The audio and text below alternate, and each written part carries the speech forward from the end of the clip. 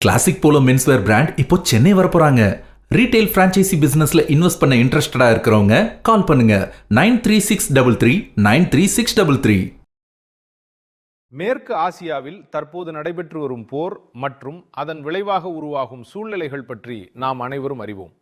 இன்று இந்த கடுமையான சூழ்நிலைகள் குறித்து அரசாங்கத்தின் நிலைப்பாட்டை நாடாளுமன்ற மேலவை மற்றும் சக குடிமக்களுக்கு பகிர்ந்து கொள்ள விரும்புகிறேன். இந்த போர் இப்போது 3 வாரங்களுக்கும் மேலாக தொடர்ந்து நடைபெற்று வருகிறது. இது உலகம் முழுவதும் கடுமையான எரிசக்தி நெருக்கடியை உருவாக்கியுள்ளது. இந்தியாவிலும் இதன் பாதிப்பு கவலைக்குரியதாக உள்ளது. நமது வர்த்தக பாதைகள் பாதிக்கப்பட்டுள்ளன. பெட்ரோல், டீசல், எரிவாயு, உரங்கள் போன்ற அத்தியாவசிய பொருட்களின் வழக்கமான விநியோகம் பாதிக்கப்பட்டுள்ளது. ஏறத்தாழ 1 கோடி இந்தியர்கள் வளைகுடா நாடுகளில் வசித்து வேலை செய்கின்றனர். அவர்களின் பாதுகாப்பு மற்றும் வாழ்வாதாரத்தை உறுதி செய்வது இந்தியாவின் மிகப்பெரிய கவலையாக உள்ளது. பல கப்பல்கள் ஹார்முஸ் நீரிணையில் சிக்கித் தவிக்கின்றன. அதில் ஏராளமான இந்திய மாலுமிகள் உள்ளனர். இதுவும் இந்தியாவிற்கு ஒரு தீவிரமான கவலையளிக்கும் விஷயமாக உள்ளது. இத்தகைய மோசமான சூழ்நிலைகளில் நாடாளுமன்றத்தின் இந்த மேல் சபையிலிருந்து அமைதி மற்றும் ஒரு ஒருங்கிணைந்த குரல் உலகெங்கிலும் எதிரொலிக்க வேண்டியது அவசியம். போரின் தொடக்கத்திலிருந்து மேற்கு ஆசியாவின் பெரும்பாலான நாடுகளின் தலைவர்களுடன் நான் தொலைபேசியில் 2 முறை பேசியுள்ளேன். நமது அரசு வளைகுடா நாடுகளுடன் தொடர்ந்து தொடர்பில் இருக்கிறோம்.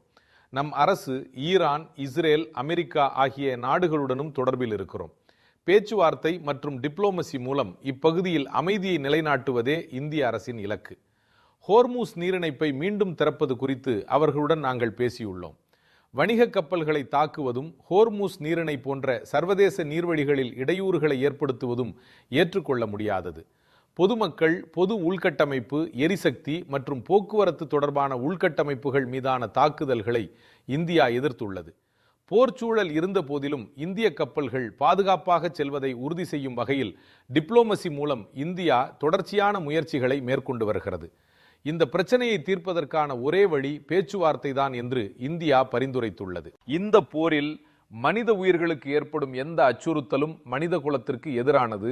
எனவே அனைத்து தரப்பினரையும் விரைவில் அமைதியான தீர்வை எட்டுவதற்கு ஊக்குவிப்பதே இந்தியாவின் தொடர்ச்சியான முயற்சி. நெருக்கடி நிலைகளில் உள்நாட்டில் மற்றும் வெளிநாட்டில் வாழும் இந்தியர்களின் பாதுகாப்பே எங்கள் முன்னுரிமையாகும்.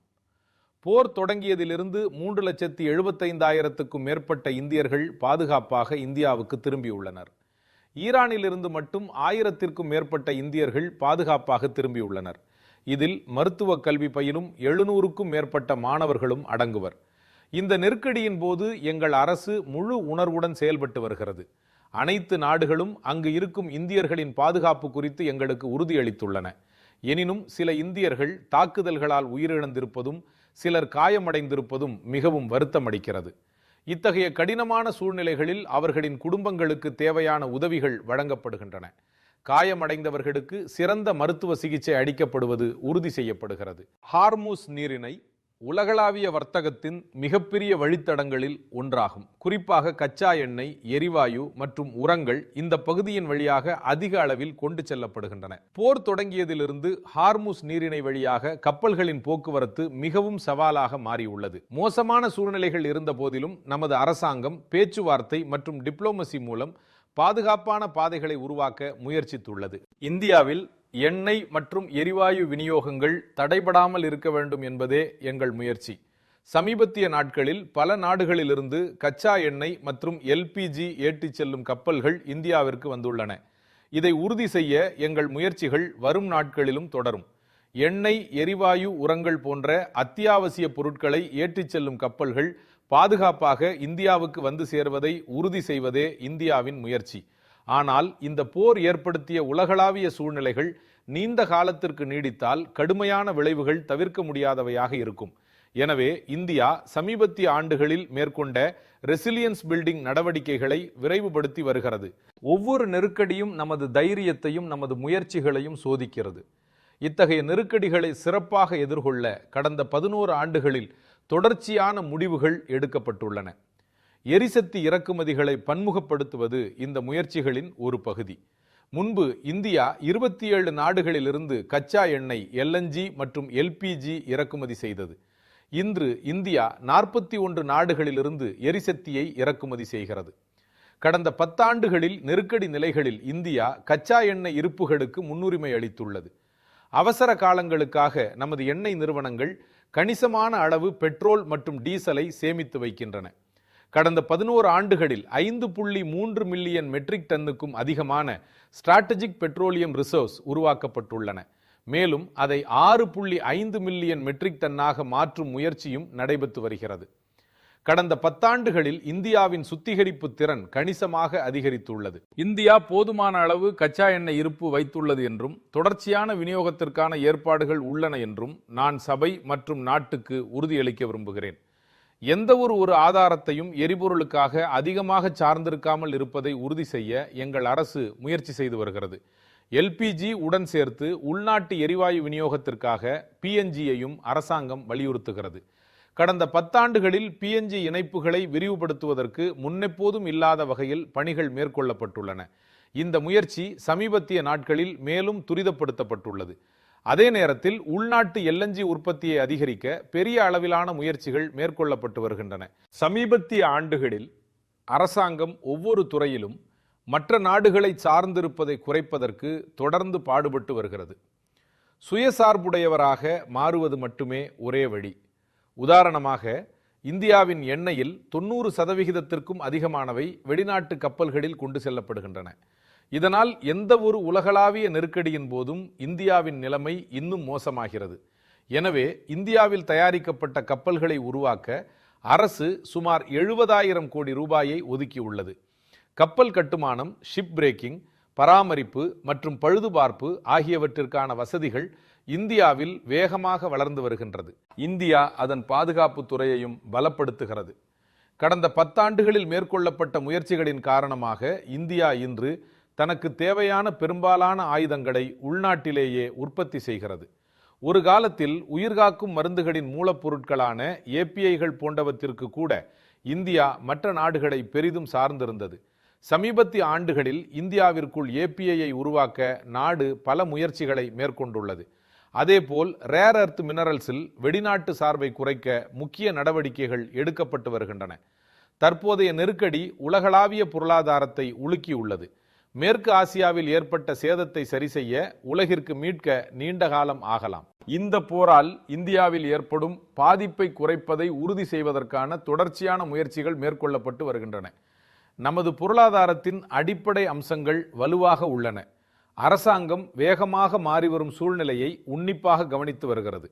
ஷார்ட் டேர்ம், மீடியம் டேர்ம் மற்றும் லாங் டேர்ம் ஸ்ட்ராட்டஜி செய்வதற்கான உத்தியை கொண்டு அரசாங்கம் செயல்பட்டு வருகிறது. நமது இறக்குமதிகள் மற்றும் ஏற்றுமதிகளில் ஏற்படும் ஒவ்வொரு சிக்கலையும் மதிப்பிடுவதற்கும் தேவையான தீர்வுகளில் தொடர்ந்து செயல்படுவதற்கும் ஒரு இன்டர் மினிஸ்டீரியல் குரூப் கூடுகிறது. இந்த குழு நமது இறக்குமதி மற்றும் ஏற்றுமதிகளில் எழும் ஒவ்வொரு சிரமத்தையும் மதிப்பிடுவதற்காக தவறாமல் கூடி தேவையான தீர்வுகளை காண தொடர்ந்து செயல்படுகிறது. பெருந்தொற்றின் போது பல்வேறு துறைகளில் உள்ள சவால்களை சமாளிப்பதற்காக நிபுணர்கள் மற்றும் அதிகாரிகளை கொண்ட அதிகாரம் அளிக்கப்பட்ட குழுக்கள் அமைக்கப்பட்டதைப் போலவே இந்த குழுவும் செயல்படுகிறது. நேற்று 7 புதிய குழுக்கள் அமைக்கப்பட்டன.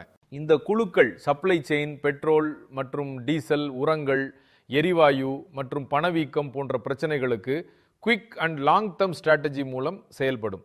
இந்த கூட்டு முயற்சிகளின் மூலம் இக்கட்டான சூழ்நிலைகளை இன்னும் திறம்பட எதிர்கொள்ள முடியும் என்று நான் நம்புகிறேன்.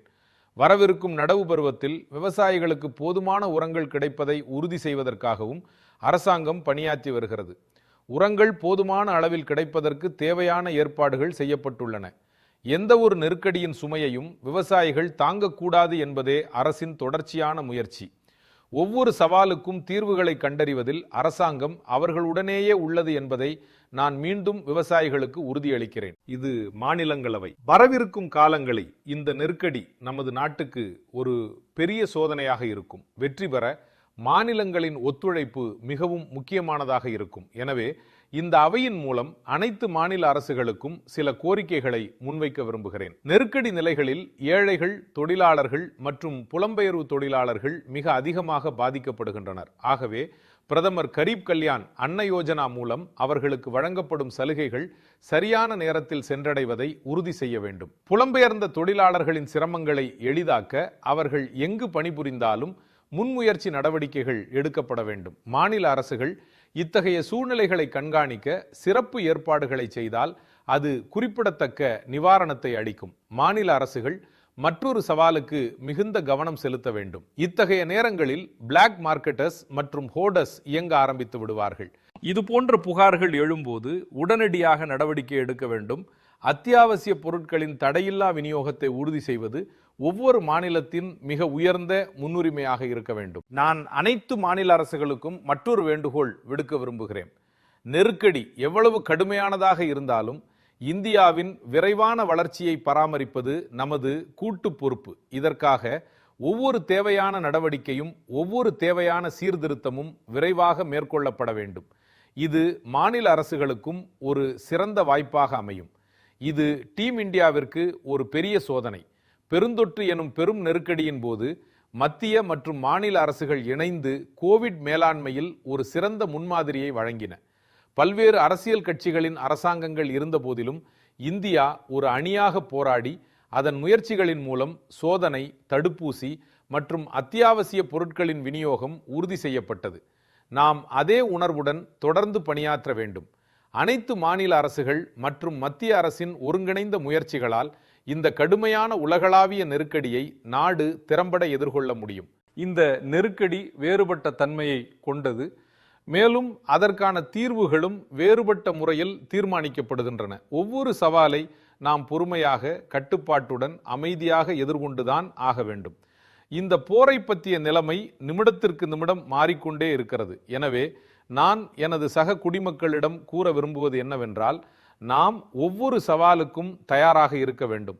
இந்த போரின் எதிர்மறை விளைவுகள் நீண்ட காலத்திற்கு நீடிக்கும் என்பதற்கு வலுவான சாத்தியக்கூறு உள்ளது. ஆனால் நான் நாட்டின் மக்களுக்கு உறுதியளிக்கிறேன், அரசாங்கம் விழிப்புடன் தயாராக உள்ளது. மேலும் முழு தீவிரத்துடன் கவனம் செலுத்தி அனைத்து தேவையான முடிவுகளையும் எடுத்து வருகிறது. மக்களின் நலன் எங்களுக்கு மிக முக்கியமானது. இதுவே எங்கள் அடையாளம், இதுவே எங்கள் பலம். இந்த உணர்வோடு நான் எனது அறிக்கையை முடிக்கிறேன். மிக்க நன்றி.